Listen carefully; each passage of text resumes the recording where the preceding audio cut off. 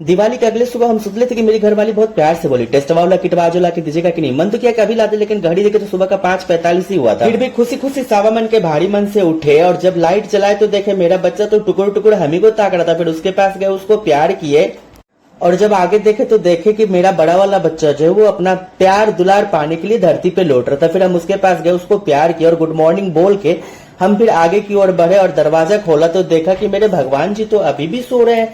फिर मैंने भगवान जी का दरवाजा खोला, उनको प्रणाम किया। यहाँ पे मेरे सारे देवी देवता, हनुमान जी, शिव जी, माता रानी, उनसे आशीर्वाद लेके फिर हम आगे की ओर बढ़े तो देख रहे हैं कि किचन में अरे तो काफी कम बर्तन धरे पड़े थे, लेकिन जब मैंने बाहर देखा तो वहाँ पे इतने सारे कपड़े थे धोने के लिए। काम शुरू करने कोई बात सोचे सूर्य देव को हेलो हाय बाय बाय कर दे, तो हमने उनको हेलो हाय बाय बाय किया। उसके बाद फिर हम अंदर की तरफ आए। बारी थी कपड़ों की, उसको सारे कपड़ों को उठाकर मुझे कपड़ धुलना मशीन के पास ले जाके रखना था, क्योंकि हाथ से धोना तो पॉसिबल था नहीं।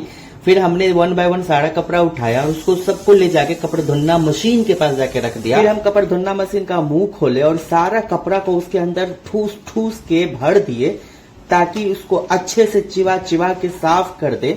और फिर मैंने ये लास्ट कपड़ा भी उसमें डाल दिया और फिर हम क्या किए, कपड़ धुलना का जी घींच के बाहर निकाले और उसके ऊपर थोड़ा सा चाट मसाला छिड़का के फिर उसके जी को मुंह के अंदर ठूस दिए और फिर हम उसका मुंह बंद करने के बाद बारी था इसके अंदर जल का धारा प्रवाह डालने का। तो जैसे ही हम नल खोले, अरे ये तो झरझर झरझर पानी बहने लगा।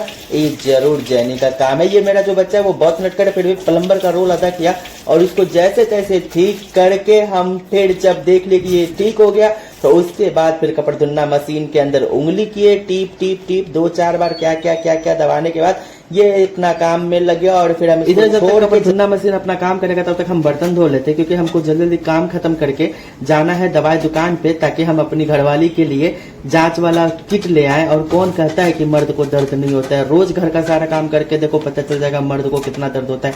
लेकिन उस हर दर्द को दरकिनार करके हम पहले बर्तन धोए। बर्तन धोते धोते मेरे कमर में हाथ में दर्द हो गया, लेकिन हम बर्तन धोना नहीं छोड़े, बर्तन को अच्छे से रख दो। तो मुझे याद आया, अरे यार अभी तो झाड़ू लगाना बाकी। फिर मैंने अपना हथियार उठाया और पूरे घर को झाड़ना शुरू कर दिया।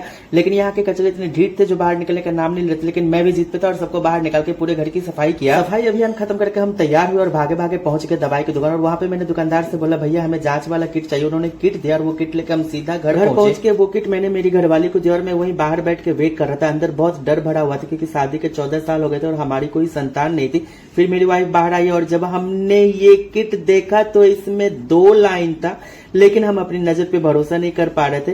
फिर मेरी वाइफ दोबारा टेस्ट की और उसमें भी 2 लाइन ही आया। तब हमने डिसाइड किया कि हमें डॉक्टर के पास जाना चाहिए। खुशी देख के अगर आपको समझ में ना आया हो तो मैं बता दूं कि डॉक्टर ने भी कंफर्मेशन दे दिया और आज 14 साल के बाद हम दोनों पति पत्नी मम्मी पापा बनने वाले हैं। संतान ना होने की वजह से इस 14 साल में हमने क्या क्या फेस किया और हमने ऐसा क्या किया जो आज हम मम्मी पापा बनने वाले हैं, वो हम आपको बताएंगे नेक्स्ट वीडियो में। तब तक के लिए टाटा बाय बाय।